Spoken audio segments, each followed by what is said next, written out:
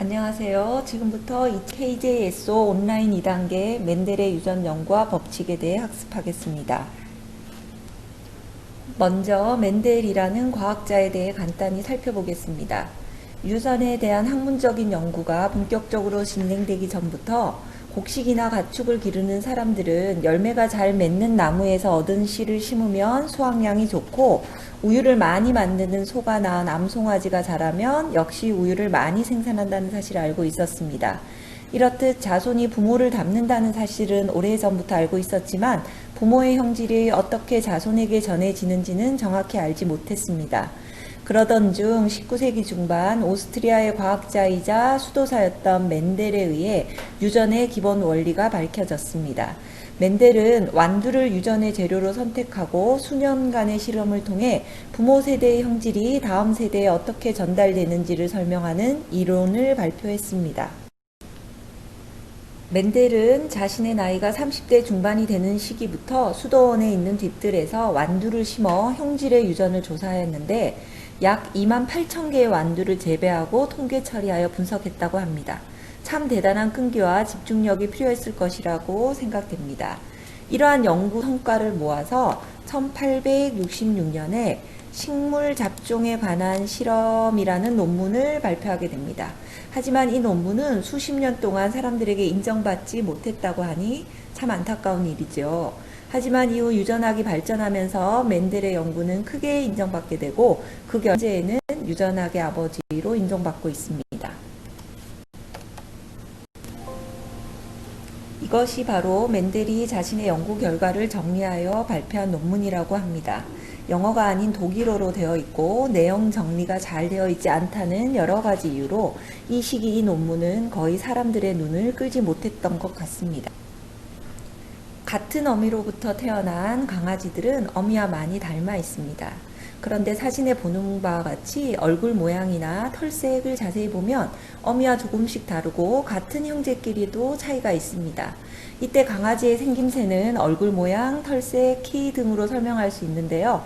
이처럼 생물의 고유한 모양이나 색깔, 크기, 성질 등을 형질이라고 합니다. 형질을 결정하는 물질은 생식 과정을 거쳐 부모에게서부터 자손으로 전달되며 이것을 유전이라고 하지요. 과거 유전에 대한 생각은 크게 두 가지였습니다. 왼쪽과 같이 부모의 유전 물질이 물감이 섞이듯 혼합되면서 자손에게 전해진다는 혼합 유전설과 오른쪽 그림과 같이 부모의 유전 형질이 입자의 형태로 자손에게 전해진다는 입자 유전설이 그것입니다. 혼합 유전설은 맨델의 유전 연구 이전인 19세기까지 유전에 대한 일반적으로 받아들여져 온 이론이었습니다. 혼합 유전설에 의하면 부모의 생식세포에 들어있던 어떤 유전 물질이 마치 물감이 섞이듯이 혼합되면서 자손에게 전해진다고 생각한 가설입니다. 혼합설에 따르면 자손은 부모의 중간 정도에 해당하는 형질을 나타내야 하지만 실제로는 부모가 갖고 있는 형질 중 어느 한쪽만을 나타내거나 부모에게는 없던 전혀 새로운 형질이 나타나는 경우가 많았기 때문에 혼합 유전설은 이러한 유전 현상을 정확히 설명할 수 없었습니다.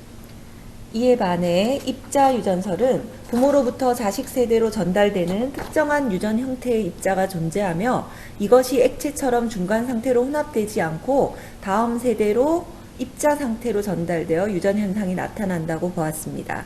맨델의 유전 원리는 이 입자 유전설을 근거로 하고 있으며 맨델은 그 시절 이 입자를 유전인자라고 불렀습니다. 입자 유전설은 당시 화학 분야에서 주목받았던 돌턴의 원자설에서 영향을 받은 것으로 보입니다. 그럼 지금부터 맨델의 완두 실험에 대해 알아보도록 하겠습니다. 그렇다면 맨델은 왜 완두를 이용하여 실험에 성공할 수 있었을까요? 완두는 좁은 지역에서도 잘 자라고 한 번에 얻는 자손의 수가 많으며 여러 대에 걸친 자가수분을 통해 순종을 얻기도 쉬웠을 뿐 아니라 인위적인 타가수분도 쉽게 시킬 수 있었습니다. 이 외에도 콩 모양이나 콩색 등에서 뚜렷하게 구별되는 대립형질을 가지고 있고 씨를 뿌려 다음 세대의 완두를 얻는 데까지 걸리는 세대가 짧아 유전 연구의 재료로 적합하다고 할 수 있었습니다. 주변에서 완두를 제대로 본 적 없으시죠? 완두는 하나의 꽃 속에 수술과 암술이 모두 있고 타가수분과 자가수분이 모두 가능하지만 자연 상태에서는 주로 자가수분으로 번식을 한다고 합니다. 키는 1m에서 2m 정도이고 잎 끝은 덩굴손으로 되어 있어서 다른 물체를 감아 올라가면서 자랍니다. 보통 10월 중순에서 11월 중순에 파종하면 이듬해 4월에서 6월에 수확하고 한 개의 꼬투리 속에 보통 5개에서 6개의 씨가 들어 있습니다. 사진 오른쪽 아래를 보시면 꼬투리 속에 5개 내지 6개의 씨가 서로 엇갈려 붙어 있는 것을 볼 수 있습니다. 그림에서 보듯이 마르면 쭈글쭈글해지는 것도 있고 색이 노란색인 것과 초록색인 것 등 대립형질을 구별할 수 있습니다. 멘델은 이 완두를 키워서 형질이 자손에게 어떻게 전달되는지를 연구했는데요. 이렇듯 완두의 교배 실험에서는 간단한 붓을 이용해서 꽃가루를 암술머리에 옮겨주는 방식이 사용되었습니다. 참으로 쉽게 인위적으로 수정할 수 있음을 알 수 있습니다. 이때 멘델이 사용한 꽃가루를 옮겨주는 방식에 따라 자가수분과 타가수분으로 나눌 수 있습니다. 자가수분이란 한 그루의 완두 안에서 같은 유전자를 가진 꽃가루를 같은 식물의 암술머리에 옮겨주는 것을 말하는 것으로 타가수분과 구별됩니다. 오른쪽 그림에 보시는 타가수분이란 서로 다른 완두 개체에서 한 완두 개체의 꽃가루를 다른 완두 개체의 암술머리에 옮겨주는 것을 말합니다. 타가수분을 해줄 때는 한 개체의 꽃밥을 미리 가위로 잘라주어야 자기끼리 자가수분이 일어나는 것을 막아줄 수 있습니다. 멘델은 교배 실험을 하기 위해 순종의 완두를 얻어야 했는데요. 그렇다면 어떻게 순종을 얻었을까요? 멘델은 둥근 완두꽃의 꽃가루를 같은 꽃의 암술머리에 자가수분 시킨 다음 씨가 맺히기를 기다렸습니다. 이때 둥근 완두씨만을 골라 다시 심고 다시 자가수분을 시킨 다음 세대의 씨를 얻는 방법을 여러 번 되풀이하여 둥근 완두만을 자손으로 맺는 완두를 얻었다고 합니다. 멘델이 이 순종을 얻는 과정만 거의 3년이 걸렸다고 하니 순종을 얻기도 매우 힘들었을 것입니다. 유전에 대한 학습에 앞서 유전에 사용되는 기본 용어를 알아봅시다. 형질이란 생물이 나타내는 여러 가지 특성을 말합니다. 부모와 자식은 눈동자색, 머릿결, 키 등과 같은 겉모습뿐 아니라 목소리나 생활 습관까지도 서로 비슷합니다. 이때 키, 눈동자색, 피부색, 목소리, 생활 습관 등과 같이 생물이 가지고 있는 특징들을 형질이라고 하며 이러한 형질이 부모에게서 자손에게 전달되어 자식이 부모를 닮게 되는 현상을 유전이라고 하죠. 대립 형질이란 생물의 형질 중 서로 상대적 관계에 있는 형질을 말합니다. 멘델이 유전 연구의 재료로 선택한 완두의 콩색은 황색 아니면 녹색이고 모양은 둥글지 않으면 주름졌습니다. 이와 같이 하나의 형질에 대해 뚜렷하게 구별되는 특징이 대립 형질에 해당하고요. 완두에서 콩의 색은 완두의 특징을 나타내는 형질의 하나이고 녹색과 황색은 서로 구별되는 대립 형질에 해당합니다. 멘델이 완두를 이용한 실험에 이용한 대립 형질은 총 7가지였다고 합니다. 자, 그럼 대립 유전자란 상동 염색체 위에 쌍을 이루고 있는 2개의 유전자를 말합니다. 대립 유전자의 쌍의 조합이 어떻게 되는지에 따라 형질이 결정됩니다. 순종의 두 대립 형질을 가진 개체를 교배했을 때 잡종 일대에서 나타나는 형질을 우성, 나타나지 않는 형질을 열성이라고 합니다. 한편 우리가 어떤 형질을 말할 때 둥글다, 주름지다, 크다, 작다와 같이 겉으로 드러나는 형질을 표현형이라고 하고 라지티, 스몰 t, 스몰 t와 같이 대립 유전자의 조합을 알파벳 등의 기호로 나타내는 것을 유전자형이라고 합니다. 하나의 형질을 결정하는 두 대립 유전자가 서로 같은 경우도 있고 다른 경우도 있습니다. 이때 라지티, 스몰 t와 같이 유전자의 조합이 순종인 경우를 동형접합이라고 하고 반대로 대립 유전자가 서로 다른 경우, 즉 라지 A, 스몰 a 또는 라지 T, 스몰 t와 같은 서로 다른 유전자 조합을 갖고 있는 경우를 잡종이라고 하는데 이를 이형접합이라고 부릅니다. 자, 유전을 도표로 나타낼 때 보통 약자를 많이 쓰는데요. 부모 세대는 P, 자손 세대는 F로 나타내는데 자손 1대는 F1, 자손 2대는 F2라고 부릅니다. 그럼 지금부터 멘델의 유전 법칙에 대해 보다 자세히 알아보도록 하겠습니다. 먼저 단성 잡종 교배 실험에 대해 알아봅시다. 단성 잡종 교배 실험이란 하나의 형질을 대상으로 한 교배 실험을 말합니다. 멘델은 완두액에서 총 7가지의 단성 잡종 대립 형질을 조사하였습니다. 콩의 모양이 둥근가 주름진가, 콩의 색깔이 노란색인가 초록색인가, 꽃의 색이 보라색인가 흰색인가, 콩깍지의 색깔이 초록색인가 노란색인가, 콩깍지가 평평한가 주름져 있는가, 꽃이 가지 끝에 달리는가 가지의 겨드랑이 부분에 달리는가, 완두의 키가 큰가 작은가. 멘델은 이 7가지 대립 형질을 각각 혹은 함께 조사하였습니다. 그중 꽃색을 이용한 멘델의 단성 잡종 교배 실험에 대해 알아봅시다. 멘델은 완두의 꽃이 보라색 아니면 흰색인 것을 보고 이 둘을 교배하여 맺힌 자손이 자라면 어떤 색의 꽃이 필지 궁금하였습니다.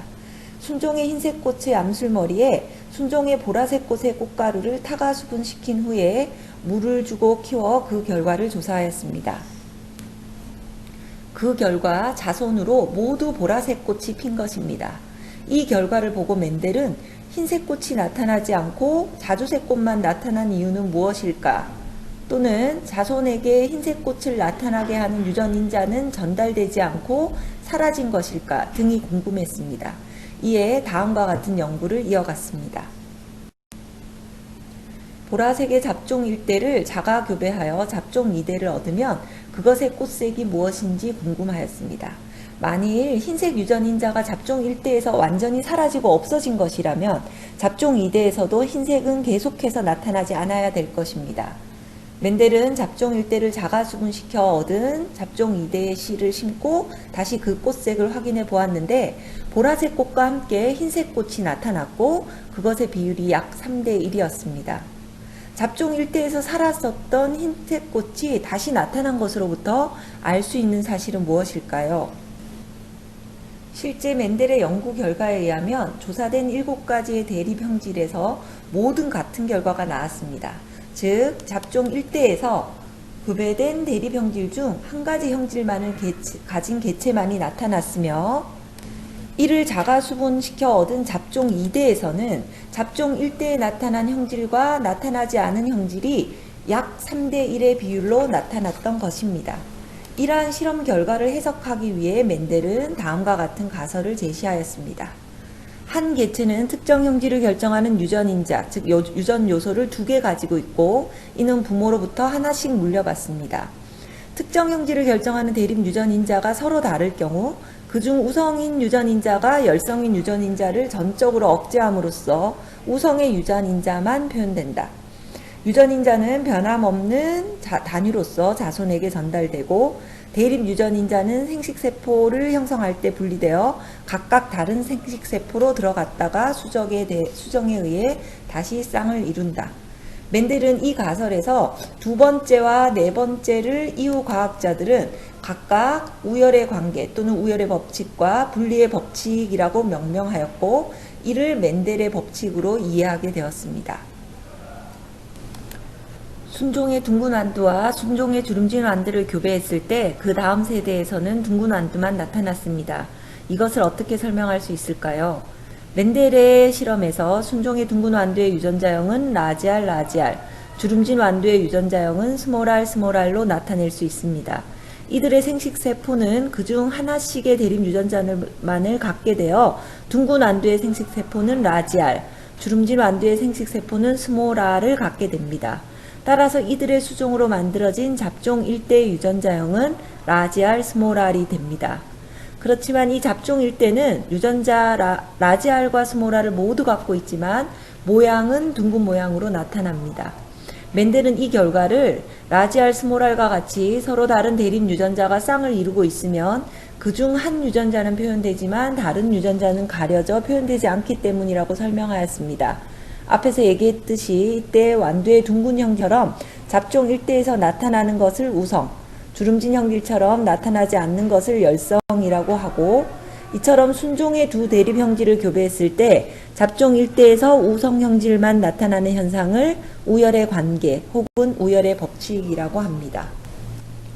이러한 규칙성은 완두의 모양뿐 아니라 완두의 색깔, 꽃의 색깔 등 멘델이 조사한 총 7가지 대립 형질에서 모두 나타났습니다.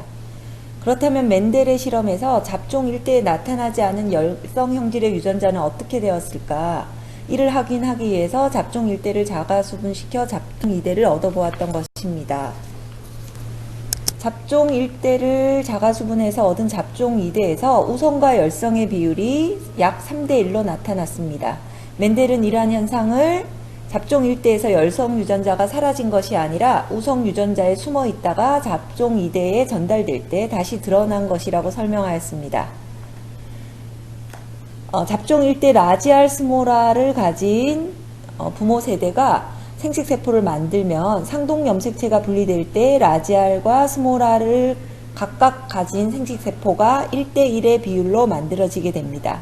따라서 잡종 일대의 둥근 완두를 자가수분시키면 이들 생식세포의 수정으로 잡종 2대에서 라지알, 스모랄의 유전자형을 가진 자손이 모두 나올 수 있고 그 비율은 1대 2대 1이 되며 라지알 스모랄이 모두 둥근 완두가 되기 때문에 잡종 2대에서 둥근 완두와 주름진 완두의 비가 3대 1로 나타나게 되는 것입니다. 이와 같이 생식세포가 만들어질 때 잡종 1대의 대립 유전자가 서로 다른 생식세포로 나뉘어 들어가는 것을 분리의 법칙이라고 하며 그 결과 잡종 1대에서 나타나지 않았던 열성 형질이 잡종 2대에서 일정한 비율로 나타나게 되는 것입니다. 이러한 결과는 멘델이 연구한 다른 대립 형질의 교배 실험에서도 그대로 나타났습니다. 이처럼 분리의 법칙에서 분리의 정확한 의미는 생식세포 분열이 일어날 때 상동염색체 위에 쌍을 이루고 있는 대립 유전자가 1대1로 분리되어 서로 다른 생식세포로 나누어져 들어간다는 것을 의미합니다. 그로 인해 잡종 2대에서는 잡종 1대에서 나타나지 않고 숨어있던 열성 형질이 드러나게 되며 이때 우성과 열성의 비가 3대1이 되는 것입니다.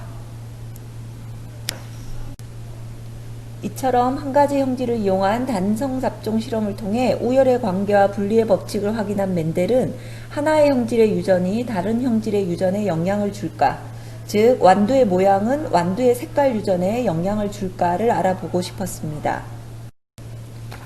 먼저 양성 잡종의 의미에 대해 알아봅시다. 그림에서 보는 바와 같이 완두는 둥근 정도와 색이 다른 4종류로 구별할 수 있습니다. 색만을 고려할 경우 대립 형질은 크게 황색과 녹색으로 구분됩니다. 이때는 색을 제외한 나머지 형질, 즉 완두의 모양은 고려하지 않습니다. 이것은 앞에서 얘기한 단성 잡종에 해당하죠. 이번에는 완두의 모양을 만을 놓고 본다면 이렇게 두 집단으로 구별할 수 있습니다.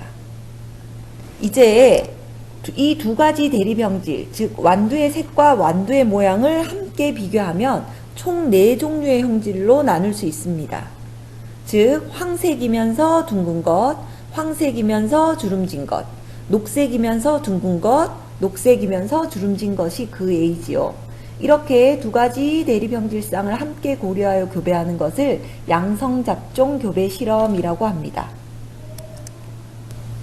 멘델은 완두의 모양이 유전될 때 형질을 결정하는 한 쌍의 대립 유전자가 서로 분리되어 자손에게 전달된다는 것은 확인하였습니다. 그러나 한 개체의 완두 씨의 모양뿐만 아니라 씨의 색깔, 꽃의 색깔, 키 등 다양한 형질을 함께 가지고 있는데 이 형질이 동시에 유전이 되면 어떤 결과가 나올지 궁금하였습니다. 멘델은 이를 확인하기 위해서 완두의 모양과 색깔을 동시에 고려한 유전 실험을 수행하였습니다. 즉 순종의 둥글고 황색인 완두와 순종의 주름지고 녹색인 완두를 교배해서 잡종 1대를 얻고 이것을 다시 자가수분하여 얻은 잡종 2대를 분석하였습니다. 순종의 둥글고 황색인 완두와 순종의 주름지고 녹색인 완두를 교배한 결과 모두 둥글고 황색인 잡종 1대의 완두가 나타났습니다. 그리고 이것을 자가수분하여 얻은 잡종 1대를 분석하였더니 잡종 2대에서는 둥글고 황색인 완두, 둥글고 녹색인 완두, 주름지고 황색인 완두, 주름지고 녹색인 완두의 분리비가 약 9대 3대 3대 1의 비율로 나타났습니다. 이를 어떻게 설명할 수 있을까요? 멘델은 이를 설명하기 위해 다음과 같은 가설을 세웠습니다. 즉, 두 가지 형질의 유전에서 각각 다른 형질을 결정하는 두 쌍의 대립 유전 인자들은 서로 독립적으로 분리되어 자손에게 전달된다 라고 말했습니다. 이를 자세히 알아보겠습니다. 순종의 둥글고 황색인 완두와 순종의 주름지고 녹색인 완두를 교배하면 잡종 1대의 유전자형은 라지 R, 스몰 r, 라지 Y, 스몰 y이고 표현형은 둥글고 황색인 것입니다.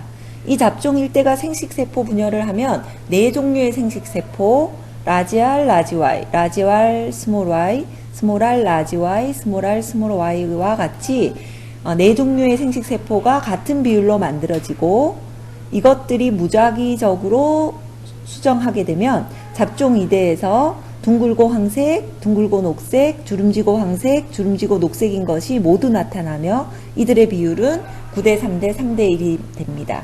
이때에도 각각 우열의 법칙과 분리의 법칙은 적용되고 있다는 것을 알 수 있습니다. 이때 완두의 색깔과 관계없이 모양에 따른 둥근 완두와 주름진 완두의 비는 3대 1이고 모양과 관계없이 색깔에 따른 황색 완두와 녹색 완두의 비 역시 3대 1이 됩니다.